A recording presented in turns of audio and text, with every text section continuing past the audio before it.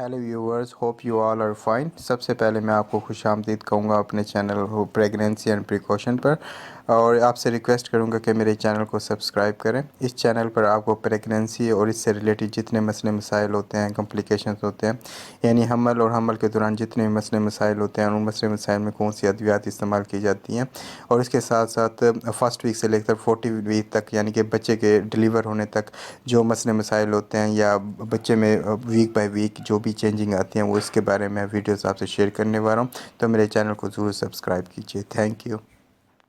आज हम इस वीडियो में प्रेगनेंसी के यानी हमल के पहले 18 हफ्तों के बारे में बात करेंगे कि 18 हफ्तों में कौन कौन सी तब्दीली आती है। वो तब्दीली बेशक माँ में हो या बच्चे में हो, यानी बच्चा कितना डेवलप हो चुका होता है, तो उसके बारे में बात करेंगे। पहली 3 वीडियोस में आपने देखा होगा कि हमने फ़र्स्ट ट्राइमेस्टर को कवर किया, यानी फ़र्स्ट ट्राइमेस्टर में कौन कौन सी तब्दीली आती है, यानी कि एग कैसे फर्टिलाइज़ होता है या एग फर्टिलाइज़ होकर कैसे बच्चादानी में जाता है, और ऐसा ऐसे ये डेवलप होकर फ़र्स्ट ट्राइमेस्टर में तकरीबन तमाम किस्म के जितने भी ऑर्गन्स हैं वो एक बन जाते हैं। और यूजली अगर इस फर्स्ट ट्राइमेस्टर में कोई भी ऑर्गन मिस हो जाता है तो बच्चे में एबनॉर्मलिटी या डिसेबिलिटी होने के खदशे बढ़ जाते हैं। तो फर्स्ट ट्राइमेस्टर बड़ा इंपॉर्टेंट होता है। इस फर्स्ट ट्राइमेस्टर में आपको आयरन और फोलिक एसिड की बेहद ज़रूरत होती है ताकि बच्चा सही तरीके से डेवलप हो सके और मुख्तलिफ़ किस्म के एबनॉर्मलिटी से बच सके। अब हम बात करेंगे पहले 18 हफ्तों में। जैसे कि आपको पता है कि फ़र्स्ट ट्राइमेस्टर में तमाम किस्म के ऑर्गन्स बन जाते हैं। अब जैसे फर्स्ट ट्राइमेस्टर ख़त्म होता है, अब सेकंड ट्राइमेस्टर में इंटर होती हैं, तो ये जितने भी ऑर्गन्स होते हैं ये ऐसा ऐसा बड़ा होना शुरू हो जाते हैं, ये ग्रो करना शुरू कर देते हैं। और जैसे ये 18 वीक्स तक पहुंचते हैं तो 18 वीक्स में ये होता है कि अब फीमेल जो सबसे ज़्यादा चीज़ नोट करती है कि उनका पेट जो है ऐसा ऐसा बाहर निकलना शुरू हो जाता है, यानी कि प्रेगनेंसी बिल्कुल सामने नज़र आना शुरू हो जाती है। और पेट निकलने की वजह से इसकी जो सबसे बड़ी वजह ये होती है क्योंकि यूट्रस अपना साइज़ इंक्रीज़ कर रही होती है, और इसके साथ साथ बच्चे का भी साइज़ बढ़ रहा होता है, जिसकी वजह से यूट्रस का साइज़ बढ़ने की वजह से पेट का सामने आना एक कॉमन बात है। और इसकी वजह से एक ख़ास किस्म का प्रेशर पड़ता है जो कि पीछे की तरफ होता है, जहाँ मुख्तलिफ़ किस्म की ब्लड सप्लाई जा रही होती है आपकी बॉडी में। तो यूट्रस के साइज़ बढ़ने की वजह से उस ब्लड सप्लाई उसकी स्लो हो जाती है, जिसकी वजह से आपको बहुत ज़्यादा चक्कर या सर चकरा सकता है या सर हल्का हल्का महसूस हो सकता है। तो ये इसकी जो सबसे बड़ी वजह यही होती है क्योंकि यूट्रस उन आर्टरीज़ को दबा रही होती है, जिसकी वजह से ब्लड सप्लाई को बड़ा असर अंदाज होती है। तो एक वजह ये हो सकती है। इसके अलावा वो औरतें जो 18 वीक्स में पहुंच जाती हैं, तो 18 वीक्स में यूजली देखा गया है कि अगर फीमेल बेबी है यूट्रस में, तो उनकी बेबी के अंदर फ़लोपियन ट्यूब और यूट्रस बनना शुरू हो जाती है। और इसके साथ साथ अगर मेल बेबी है तो उसमें यूजली मेल ऑर्गन्स जो होते हैं वो जेनिटल ऑर्गन्स जो होते हैं वो बनना शुरू हो जाते हैं।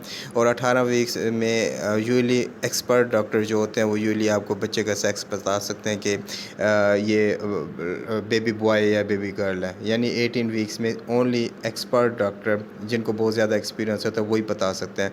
अदरवाइज़ 24 वीक्स और 25 वीक्स में यूजली ये बात वाज़ेह हो जाती है ये लड़का है या लड़की है।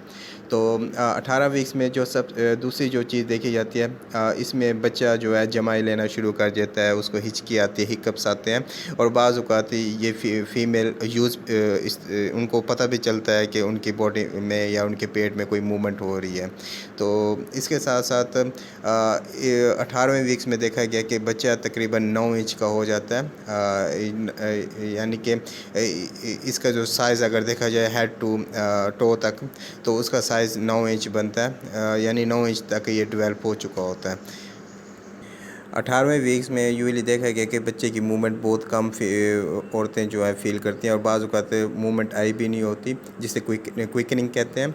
और ये 20वें हफ्ते से यूजली शुरू हो जाती है। और बाज़ फीमेल जिनकी फ़र्स्ट ट्राइमेस्टर होती है उनको ये मूवमेंट बिल्कुल ऐसे लगती है जैसे उनकी पेट में गैस घूम रही है, लेकिन असल में ये जो होती है बच्चे की मूवमेंट होती है।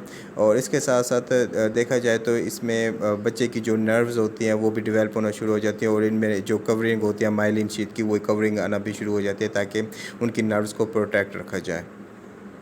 जहाँ तक सिम्टम्स की बात की जाए, यानी फ़ीमेल की बॉडी में कौन कौन सी सिम्टम्स आना शुरू हो जाती हैं 18वें वीक्स में। इसमें यूजुअली जो सबसे ज़्यादा फ़ीमेल शिकायत करती हैं वो कमर के दर्द की शिकायत करती हैं। इसके अलावा कमर में खिंचाव की शिकायत करती हैं। उसकी सबसे बड़ी वजह ये होती है कि क्योंकि उनकी बॉडी में यूट्रस का साइज़ बढ़ चुका होता है, बढ़ रहा होता है, तो इसकी वजह से उनके कमर में दर्द रहता है। और दूसरी वजह ये होती है क्योंकि यूट्रस का साइज़ बढ़ता है तो उनकी ब्लड सप्लाई भी इफ़ेक्ट होती है, जिसकी वजह से उनमें जो सबसे ज़्यादा मसला देखा जाता है सेकंड ट्राइमेस्टर में, वो ये है कि उनका सर चकराता है और सर हल्का हल्का महसूस होता है, क्योंकि उनकी ब्लड सप्लाई कम हो रही होती है और ज़्यादा से ज़्यादा ब्लड सप्लाई जो होती है वो यूट्रस की तरफ यानी बच्चादानी की तरफ जा रही होती है।